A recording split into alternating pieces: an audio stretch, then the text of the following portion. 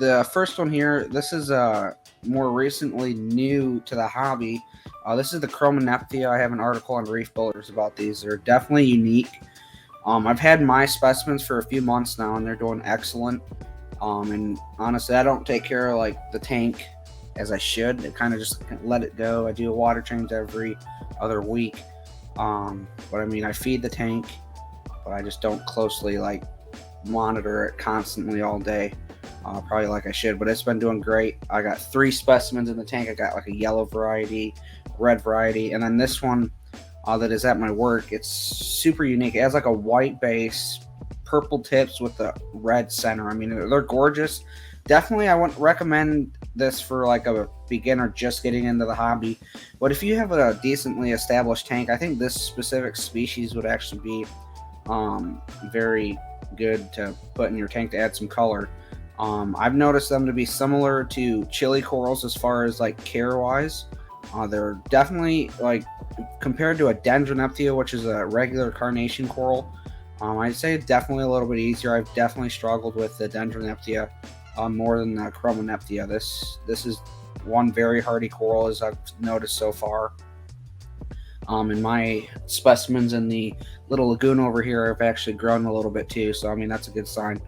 But definitely something unique and odd to add to the tank, and I'm super excited to be bringing this into the hobby in the United States. So super stoked to see how this kind of travels around the aquarium hobby. My second favorite soft coral that we got. I believe this is going to be the Sarcophyton. Yes. Or no, the Steranepthea. Okay. So this is a Steranepthea. And I mean, even for beginners, I mean, I'd recommend waiting a little bit, like a month or so, to put this into your tank after you've added some more coral. But it's like half and half between photosynthetic and non-photosynthetic. It is partially photosynthetic. It uses some light to grow, but it also uses a little food. So it's definitely different. This picture doesn't really do the justice on this coral. It's like bright pink, or not pink, like purple. It's really pretty. And it has like a white base, and the polyps are bright purple. I mean, they're really, really pretty. This is probably like half extended right now. It gets pretty big now, and it's grown quite a bit since this photo was taken. And if you look real close at the base, you can't really see in this picture, but it really looks like the carnation, or has those little spicules or whatever in it to help support the stalk and help them stay extended into the water column. But if you're looking for a coral that's easier than like a carnation coral per se, I definitely look for a Steranepthea. There's a couple different ones out there, so it's definitely a coral that'll definitely add some color, and it'll throw you a little challenge at the same time by kind of feeding it a little here and there.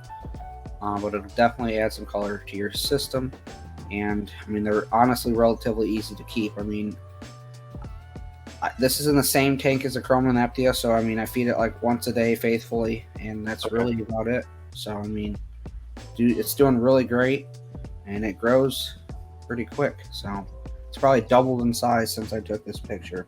This other one that you have, this thing looks pretty cool. I mean, you want to set it up before I throw the picture up there? So Paranepthea. So it's a weird coral. We're still kind of trying to figure out exactly where it came from. We kind of know where it came from. We believe it came from Hong Kong to Vietnam, but we're not entirely sure. But that's where it originates from. So this is Paranepthea rubizia. Super gorgeous. A lot of people say it's like, oh, it's a chili sponge or it's a chili coral. I mean, it looks very similar, but it's not. This is a totally separate genus and a totally separate species. It's very smooth, unlike the chili coral. The chili coral has like a lot of more bumpy texture to it. And it is one of the most gorgeous corals I've ever seen in my life. And I've had this coral for almost a year now. And I mean, it's growing. It's not the fastest grower, but it's definitely growing. And it's in the lagoon tank, so it gets fed once a day on like faithfully. And it's amazing. It polyps out during the day. I mean, this is a daytime shot.